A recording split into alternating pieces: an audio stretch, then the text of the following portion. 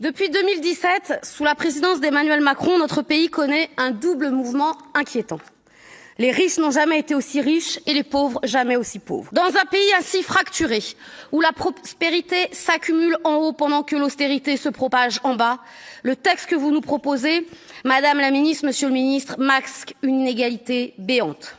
Depuis 2018, les lois prétendant lutter contre la fraude aux finances publiques se succèdent, mais aucune ne s'attaque sérieusement au fléau que représente la fraude et l'évasion fiscale. Un fléau car ces pratiques coûtent chaque année plus de 100 milliards d'euros à la collectivité. Un fléau car elles minent le consentement à l'impôt, creusent les inégalités et affaiblissent les services publics. Depuis des années, les politiques publiques se concentrent presque exclusivement sur la fraude sociale, laissant intacte celle du capital. Cette symétrie affichée entre fraude fiscale et fraude sociale n'est qu'un trompe-l'œil. Dans les faits, c'est toujours la même logique, faible avec les forts, fort avec les faibles. Et d'ailleurs, il n'est pas un hasard si c'est d'abord vous, Madame la Ministre, qui avez commencé les propos pour parler en tout premier lieu de ce que vous qualifiez de fraude sociale, pour ensuite simplement nous rappeler qu'il existe également dans notre pays une fraude fiscale.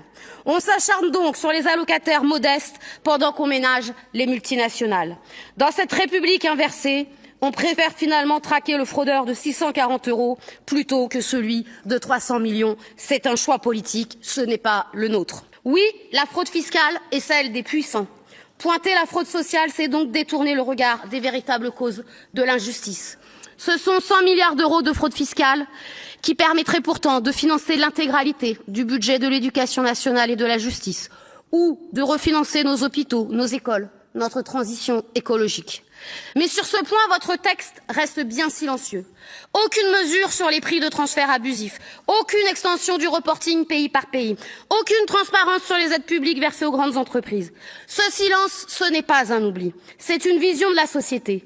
Une société où la pauvreté devient suspecte, où la solidarité se transforme en surveillance et où la protection sociale devient un instrument de contrôle.